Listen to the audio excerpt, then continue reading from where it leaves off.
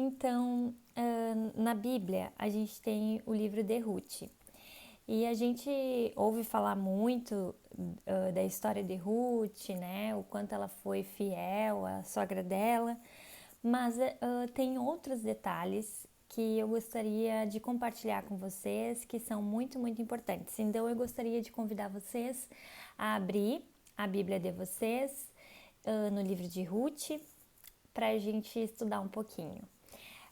Só para iniciar contando a história, resumindo um pouco, Noemi e seu esposo, e seus 2 filhos, eles foram para os campos de Moabe, à procura de comida. Enquanto eles estavam lá, Noemi, ela perdeu o esposo dela, ela ficou viúva. Os 2 filhos que ela tinha, casaram com 2 moabitas, Ruth e Orfa. Eles ficaram num período de 10 anos casados e, infelizmente, os seus filhos também faleceram. Então, Noemi, ela ficou viúva e ficou sem os 2 filhos. Logo, aqui nessa história, nós temos 3 viúvas, né? Porque suas noras, jovens, também ficaram viúvas. Bom, Noemi, ela decidiu que iria voltar para Belém de Judá. E ela ouvira, né, que o Senhor havia visitado lá, dando-lhe pão. Bem, Belém significa casa de pão. Cristo é o pão da vida. E Noemi quisera voltar. Ela insistiu que as noras dela ficassem, né, voltassem para Moabe e ficassem lá, casassem novamente. Foi bem triste, sabe? Se a gente lê assim os versículos, a gente percebe que elas choraram, elas ficaram tristes. Pensa, né? Que perspectiva elas tinham agora, sendo viúvas naquele tempo? Isso era bem as pessoas, a cultura, né, olhavam para as mulheres que eram sozinhas, como que elas iam comer, como que elas iam sobreviver. Mas Noemi demonstrou muita fé. E se ela decidiu voltar para Belém, e como diz a Escritura, porque ela ouvira que o Senhor havia visitado, dando-lhe pão, ela sabia que tinha alguma coisa lá, né? E a Orfa, então, decidiu voltar para Moabe. E, enfim, se despediu, né? E a Ruth decidiu ficar com Noemi. No capítulo 1, no versículo 16, a gente lê assim: Disse, porém, Ruth: Não me enche para que te abandone e deixe de seguir-te, porque aonde quer que tu fores, irei eu, e onde quer que pousares à noite, ali pousarei eu. O teu povo é o meu povo, o teu Deus é o meu Deus. Orfa tinha decidido voltar para Moabe, voltar para os deuses de lá, mas Ruth não. Ruth, além de ter então uma sogra, né, de ter ganhado do Senhor essa sogra, ela também conheceu o Deus verdadeiro, se apegou ao verdadeiro Deus. Quando elas chegaram em Belém, Ruth, que era jovem, decidiu que iria atrás de alimento para elas duas, né? E deixou Noemi, que era mais idosa, enfim. Essa época que elas chegaram lá era uma época de colheita, uma época de ceifa das cevadas. Ruth decidiu ir colher num campo e, casualmente, ou como diz, né, não sabemos, sabemos que Deus tem os seus propósitos, mas ela foi parar num campo de um homem chamado Boaz. E esse homem era parente do esposo de Ruth. Bom, só para a gente continuar a história, então, depois vocês podem ler esses 4 capítulos do livro de Ruth, que são pequenos e são muito interessantes. Eu gostaria de convidar vocês a ler versículo por versículo para compreender melhor. Quando a Ruth estava lá colhendo, e uma análise importante, né? Os homens, os ceifadores, perceberam que ela era uma mulher trabalhadora porque ela estava colhendo os restos que sobravam enquanto eles iam ceifando. Era algo muito trabalhoso. E aí Boaz perguntou quem que ela era e os ceifadores falaram, olha, ela está trabalhando desde de manhã, só parou para descansar um pouco, enfim. E aí ele ficou, ele disse assim, que ele autorizou, né, que ela colhesse tudo que ela quisesse. E ela não precisava ir para procurar outros campos para colher, ela podia ficar por ali. E também ordenou os homens dele que não mexessem com ela, deixando-a livre para beber quando quisesse beber, comer, enfim. No capítulo 2, versículo 10, a gente lê: Então ela caiu sobre o seu rosto e se inclinou à terra e disse-lhe: Por que achei graça aos teus olhos para que faças caso de mim, sendo eu uma estrangeira? E no versículo 11 respondeu Boaz e disse-lhe: Bem se me contou quando fizeste a tua sogra depois da morte de teu marido e deixaste teu pai e tua mãe a terra onde nascestes e viestes para um povo que dantes não conhecestes. Olha só, aí ele percebeu a virtude que ela possuía, né? De não ter desamparado a sogra dela, não ter deixado a sogra sozinha e mais que isso, não ter voltado para os antigos deuses e sim continuado com o Deus verdadeiro que ela havia conhecido através da sogra de seu o esposo falecido, né? Bom, acredito que aqui a gente deve fazer uma pausa para refletir algo. Era uma bênção para ela poder colher livremente, né? E saber que ninguém ia mexer com ela, ninguém ia negar as colheitas que ela gostaria de fazer para alimentar ela e sua sogra. Mas Ruth, ela não parou por aqui. E o Senhor tinha muito, quando eu falo muito é maiúsculo mesmo, muito mais para ela. Irmãs, onde que vocês estão agora neste momento? Analisem a vida de vocês, analisem os convênios que vocês têm feito com Deus, analisem o quanto vocês têm se apegado a Deus, onde vocês se encontram agora. Quais bênçãos vocês estão desfrutando nesse período da vida de vocês? Será que o Senhor tem outras bênçãos reservadas para vocês? Vamos ver o que acontece aqui, seguindo a história. No versículo 14, vemos que Boaz ofereceu algo muito sagrado para ela. Convidou para comer em sua casa.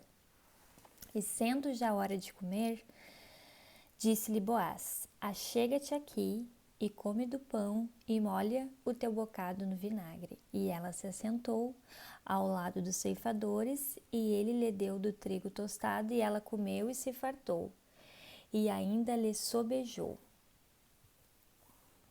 Aqui, simbolicamente, ela está participando de uma ordenança. O que lembra vocês isso? A ordenança que todas nós participamos, né? Que é a ordenança do sacramento. Então, simbolicamente, a gente está falando, indo um pouco mais a fundo nessa história, né?